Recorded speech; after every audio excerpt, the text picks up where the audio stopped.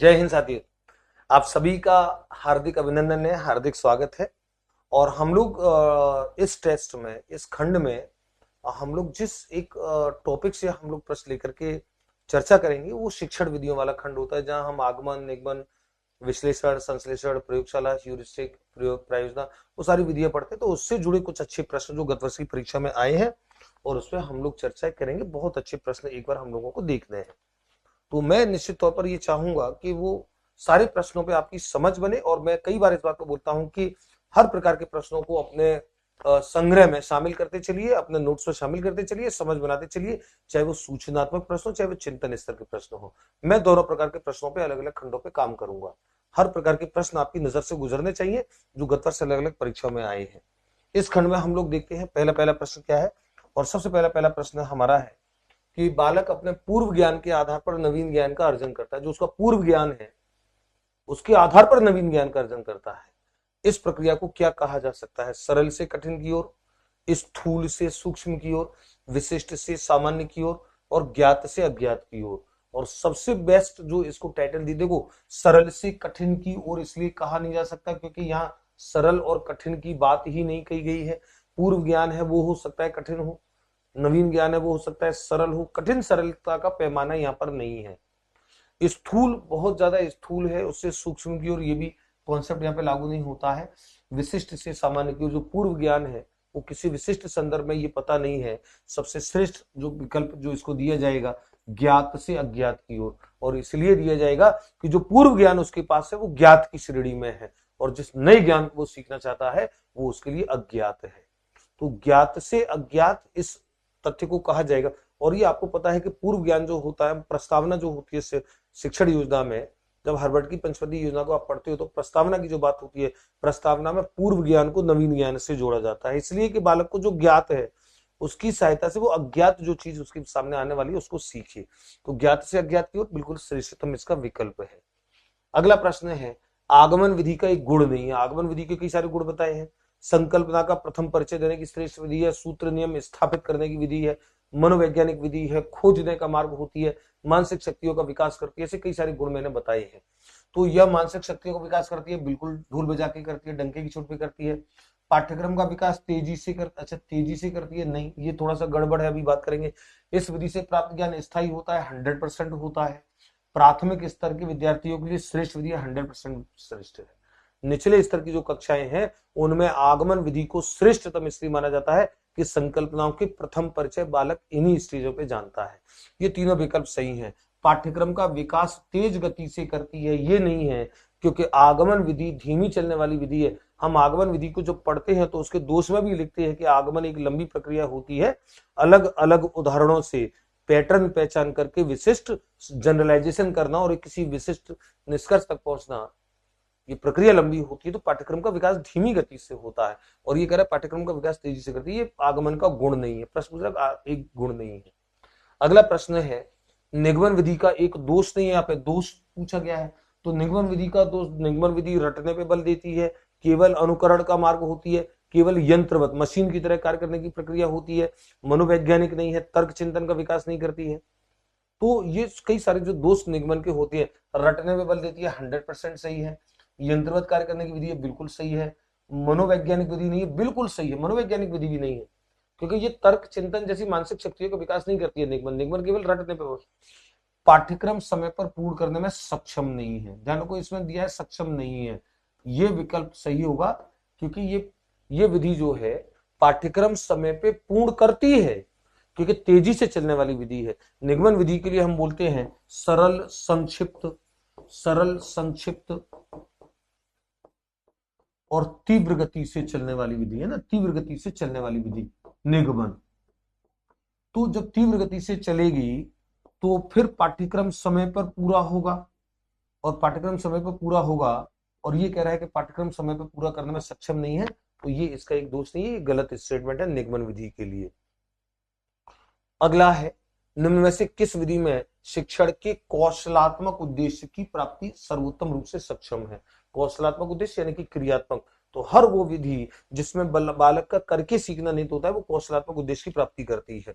तो हर वो विधि, प्रदर्शन विधि, इसमें ये तो प्रभुत्ववादी है, इसमें बच्चा करके नहीं सीखता है, संपूर्ण प्रक्रिया का नियंत्रण अध्यापक के हाथ में होता है। विश्लेषण विधि ये विद्यार्थियों के तर्क चिंतन का विकास करती है, लेकिन ये सैद्धांतिक विधि है, करके सीखना इसमें भी नहीं है। प्रयोगशाला विधि इसमें करके सीखना होता है। समस्या समाधान भी सैद्धांतिक विधि है।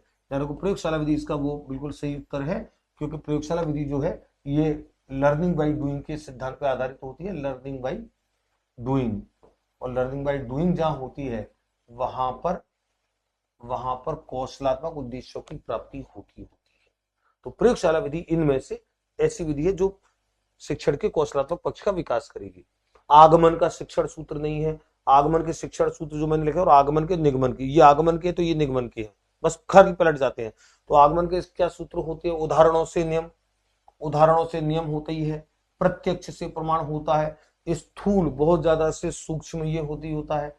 सामान्य से विशिष्ट ये नहीं होता है, ये नहीं होता है, बल्कि कौन सा होता है? बल्कि होता है विशिष्ट से सामान्य। आगमन के लिए हम बोलते हैं विशिष्ट से सामान्य, और इसका अर्थ होता है कि अलग अलग उदाहरण जो दिए जा रहे हैं, अलग अलग उदाहरण, वो सारे उदाहरण विशिष्ट हैं। उन सभी उदाहरणों को अच्छे से देख करके पैटर्न पहचान करके एक सामान्य नियम की ओर बच्चा जाता है। इसीलिए आगमन के लिए कहा जाता है कि विशिष्ट से सामान्य होगी, और ये कह रहा है सामान्य से। ये तो निगमन का सूत्र है, तो आगमन का एक शिक्षण सूत्र ये नहीं है। अगला प्रश्न है, आगमन विधि का एक सोपान नहीं हो सकता। आगमन विधि के सोपान, मैंने जब आगमन विधि को बहुत विस्तार से पढ़ाया है, वहां मैंने लिखाया है कि आगमन विधि में बच्चों के सम्मुख अलग अलग उदाहरण प्रस्तुत किए जाते हैं।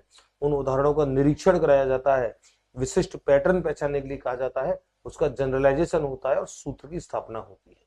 एक बार हम देखते हैं विभिन्न उदाहरणों की प्रस्तुति करना, ये आगमन का सोपान है। प्रश्न पूछता है सोपान नहीं हो सकता है, नहीं हो सकता है, तो ये तो सोपान होता है। उदाहरणों का निरीक्षण करना और पैटर्न देखना 100%, ये तो आगमन विधि का विशेष एक गुण है।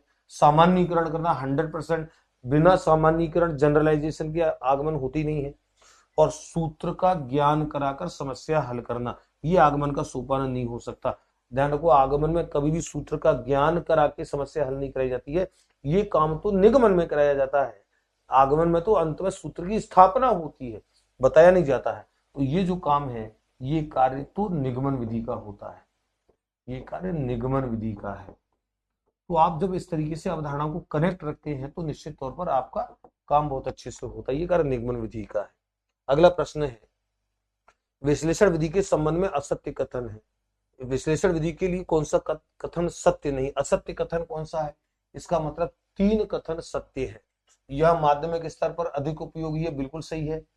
आगमन विधि को जहां प्राथमिक उच्च प्राथमिक स्तर पर अधिक उपयोगी माना जाता है, वहीं निगमन विधि को माध्यमिक स्तर पर अधिक उपयोगी माना जाता है।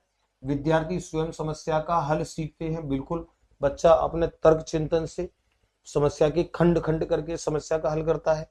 जटिल समस्या को खंड खंड किया जाता है, ये तो बिल्कुल 100% है ही। विश्लेषण का अर्थ ही खंड खंड करना होता है। ज्ञात तथ्यों से निष्कर्षों तक पहुंचा जाता है, ये कथन गलत है। ये कथन गलत है, और क्यों गलत है? क्योंकि ध्यान रखो, विश्लेषण विधि में हमेशा अज्ञात निष्कर्ष से अज्ञात निष्कर्ष से ज्ञात तथ्यों की ओर जाया जाता है, ज्ञात तथ्यों की ओर। ये दिशा होती है विश्लेषण विधि की।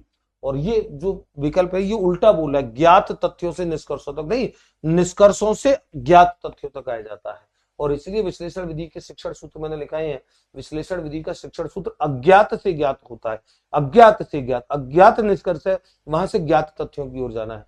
और विकल्प बोला ज्ञात तथ्यों से, तो जो सही विकल्प होगा वो ये है कि ये कथन असत्य है, बाकी तीनों कथन सत्य है विश्लेषण के लिए। अगला प्रश्न है, रेखा गणित की प्रमेयों को सिद्ध करने के लिए श्रेष्ठतम विधि है। चिल्ला चिल्ला करके मैंने जब विधियां पढ़ाई हैं बच्चों को बताया है डंके की चोट पर, आगमन, निगमन, विश्लेषण, संश्लेषण, प्रयोगशाला, प्रायोजना।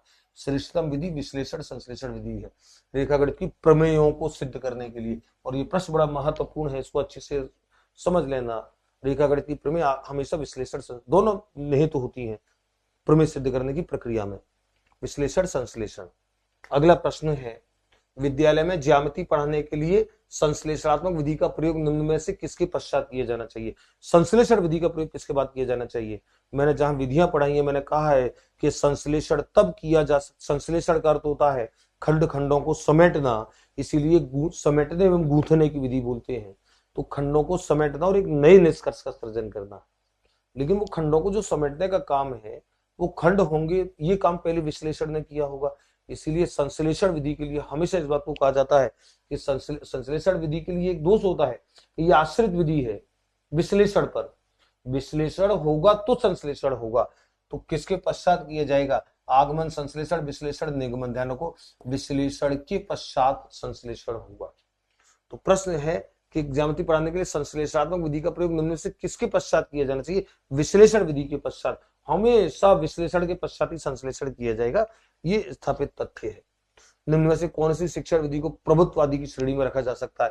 प्रभुत्ववादी यानी कि प्रभुत्ववादी जिसे हम शिक्षक केंद्रित बोलते हैं, जहां पे संपूर्ण जो नियंत्रण होता है वो शिक्षक का होता है। विद्यार्थी निष्क्रिय होते हैं, उन विधियों को प्रभुत्ववादी विधियां कहते हैं। कौन सी पूछा है?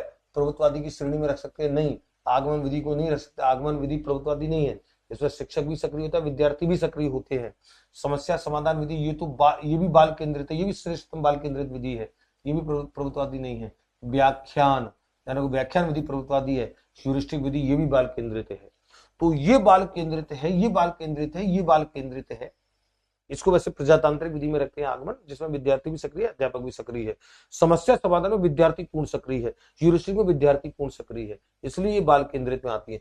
व्याख्यान विधि जो होती है ये शिक्षक केंद्रित विधि होती है, और जो विधियां शिक्षक केंद्रित होती हैं उन्हें हम प्रभुत्ववादी की श्रेणी में रखते हैं।